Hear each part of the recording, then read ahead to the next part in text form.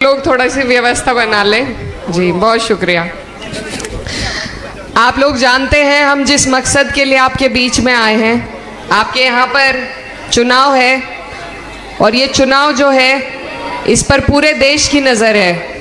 ये सिर्फ आपका चुनाव नहीं है, ये बहुत से ऐसे फैसलों को तय करेगा। ये ऐसी सरकार को उसकी ज़मीनी हकीकत से वाकिफ़ करेगा जो आज आप पे और हम पे तानाशाही करने का काम कर रही है।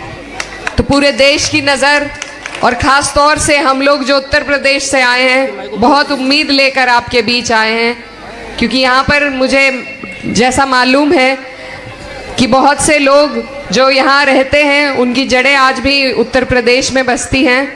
तो आपसे हमारा गहरा ताल्लुक़ है। मैं आपकी बेटी भी हूँ, बहन भी हूँ, और मैं आपको सिर्फ ये कहने आई हूँ कि ये जो भाजपा की सरकार है जो आज तीसरी बार हमारे देश में सरकार बनाए बैठी है और ज़्यादातर सूबों में भी इन्हीं की सरकार है, इन्होंने सिर्फ हमारे देश में जहर बोने के अलावा और कोई काम नहीं किया है।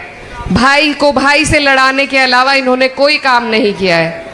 जैसा अभी विधायक जी भी कह रहे थे, इनके पास विकास का कोई एजेंडा नहीं है। इन्होंने किसी को फायदा पहुंचाने का अगर काम किया है तो कुछ पूंजीपतियों को, अमीर को और अमीर किया है और गरीब को और गरीब किया है। और हम लोगों के बीच में सिर्फ धर्म और जाति का जहर घोलकर राजनीति करने का काम किया है। इस सरकार से जब सब परेशान हैं तो सिर्फ हमारे माननीय राष्ट्रीय अध्यक्ष अखिलेश यादव जी की सरपरस्ती में समाजवादी पार्टी ने उत्तर प्रदेश से 37 एमपी देकर इस नापाक सरकार की रफ्तार को रोकने का काम किया। अगर इंडिया गठबंधन में सबसे बड़ा योगदान भाजपा को रोकने का किसी का रहा है तो वो समाजवादी पार्टी का है। नहीं तो बहुत से ऐसे बिल और कानून हैं जो ये पास कर देते आज, जिसमें इन्हें विचार करना पड़ रहा है। और ये हम तभी कर पाए जब हमने भाईचारे का संदेश दिया, पीडीए का संदेश दिया।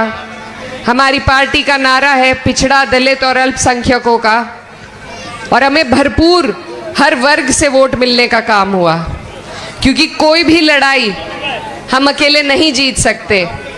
जब तक हम आपस में भाईचारा नहीं पैदा करेंगे, हम इन फिरका परस्त ताकतों से, इन तानाशाहों से नहीं लड़ पाएंगे। तो यहाँ हर वर्ग के लोग मौजूद हैं। आप सबसे मैं यही कहना चाहती हूँ कि हमारी लड़ाई लंबी है, ये सिर्फ महाराष्ट्र की लड़ाई नहीं है। इससे आप कई लोगों को हौसला देंगे, हिम्मत देंगे, रास्ता दिखाने का काम करेंगे। और मैं ये कहना चाहती हूँ कि आप इतने खुशकिस्मत लोग हैं कि आपको इतना दमदार आमदार यहाँ से मिला है अबू आसिम साहब के रूप में, जो बहुत शिद्दत से, मेहनत से, ईमानदारी से आपकी लड़ाई लड़ने का काम करते हैं। गोवंडी के जो हाल पहले हुआ करते थे और जो हाल अब हैं उसमें ज़मीन और आसमान का फ़र्क है।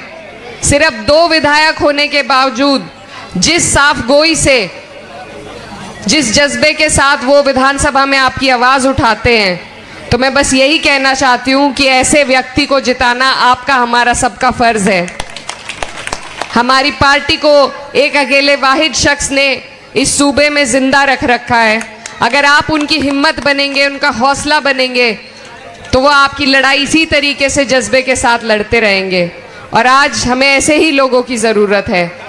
तो आप सबसे मेरी यही गुजारिश है कि आने वाली 20 तारीख है, साइकिल का हमारा निशान है, और आप अगर हमारे आमदार अबू आसिम साहब को यहाँ से जिताते हैं तो आप लोग महाविकास अघाड़ी की सरकार बनाने के लिए वोट देंगे।